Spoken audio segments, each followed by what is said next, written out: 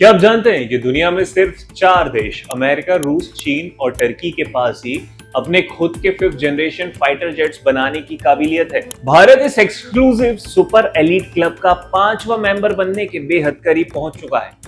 पिछले 16 सालों से जिस सबसे ज्यादा महत्वाकांक्षी स्वदेशी फाइटर जेट प्रोजेक्ट यानी कि AMCA advance medium combat aircraft के इंजन को लेकर जो पेच फंसा हुआ था, उसे लेकर रक्षा के गलियारों से एक बहुत बड़ी खबर आई है।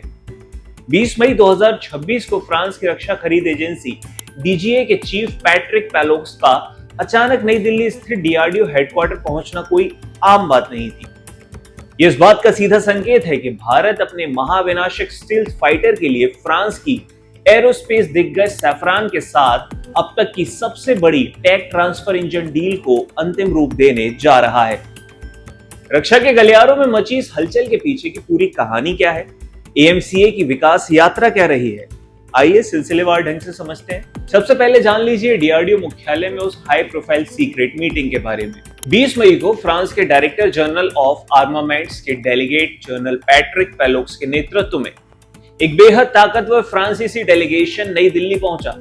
इस टीम ने सीधे DRDO हेडक्वार्टर का रुख किया और रक्षा अनुसंधान और विकास विभाग के सचिव और DRDO के अध्यक्ष डॉक्टर समीर वी कामत के साथ बंद कमरे में एक गहन चर्चा की।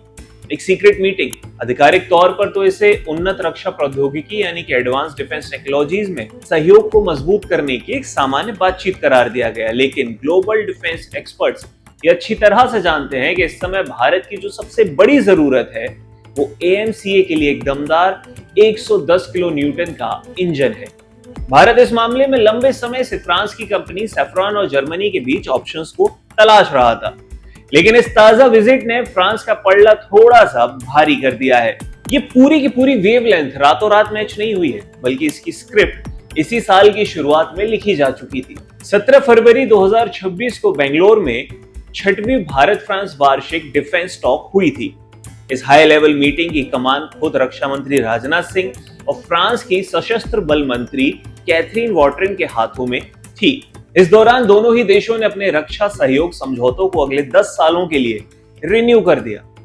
भारत मिराज 2000 और राफेल तक फ्रांसीसी लड़ाकू विमानों की रिलायबिलिटी को आराम से देख चुका है, इसलिए जब बात 5th जनरेशन इंजन के को डेवलपमेंट की आई तो फ्रांस भारत की पहली पसंद बनकर सामने आया। भारत ने केवल अब दूसरे देशों से रेडीमेड हथियार खरीदना या जेट खरीदने की जो पुरानी नीति थी उसे छोड़ दिया है। बेंगलुरु टॉक के दौरान भारत ने फ्रांस के सामने बहुत ही कड़े और स्पष्ट नियम रखे। पहला है कि राफेल को इंडियन टच देना होगा। भारत में जो राफेल विमान आ रहे हैं या ऑपरेट हो रहे हैं, उनमें इस्तेमाल होने वाले पार्ट्स और मटेरियल में भारतीय हिस्सेदारी यानी कि लोकल कंटेंट को बढ़ाकर तुरंत ही 50% कर दिया जाए।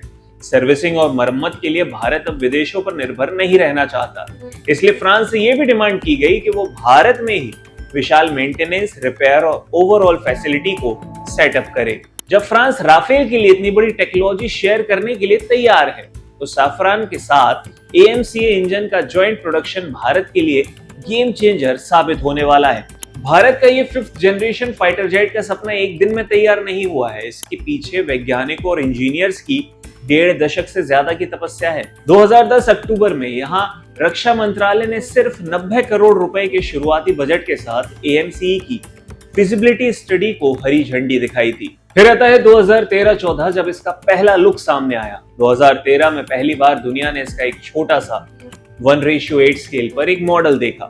फरवरी 2014 तक इसका बेसिक डिजाइन पेपर पर तैयार हो चुका था। एरो इंडिया 2015 में इसका फाइनल कॉन्फ़िगरेशन तय हुआ और 2016 में इंडियन एयरफोर्स ने इसके डिजाइन को अपनी ऑफिशियल रजामंदी दे दी। फिर आता है मार्च 2024। ये इस पूरे प्रोजेक्ट का सबसे बड़ा टर्निंग पॉइंट था जब कैबिनेट कमेटी ऑन सिक्योरिटी ने AMCA के प्रोटोटाइप डेवलपमेंट के लिए 15,803 करोड़ रुपए के भारी भरकम बजट को मंजूरी दी। फिर मई 2026 जहां ग्राउंड रियलिटी सामने आई।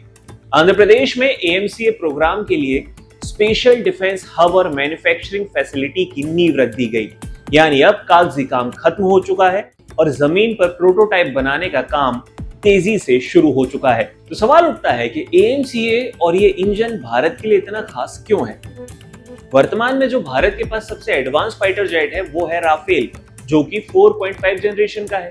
लेकिन आने वाले समय में चीन के J-20 स्टिल्थ फाइटर का मुकाबला करने के लिए भारत को 5th जनरेशन का AMCA चाहिए ही। AMCA में स्टिल्थ फीचर्स यानी कि दुश्मन के रडार की नजर से पूरी तरह गायब हो जाना, इंटरनल वेपन वे यानी हथियार जेट के अंदर छिपे होंगे ताकि रडार रिफ्लेक्शन ना हो, और सुपर क्रूज यानी बिना किसी आफ्टर बर्नर के भी सुपरसोनिक स्पीड में उड़ना, ये सारी खूबियां होंगी।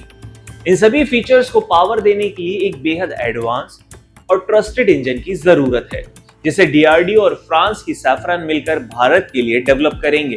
हालांकि इस डील पर अभी अंतिम आधिकारिक मोहर लगना बाकी है, लेकिन फ्रांसीसी डेलीगेशन की इस यात्रा ने यह साफ कर दिया है कि देसी AMCA बहुत जल्द ही भारतीय आसमान की संप्रभुता को सुरक्षित करने के लिए उड़ान भरने वाला है।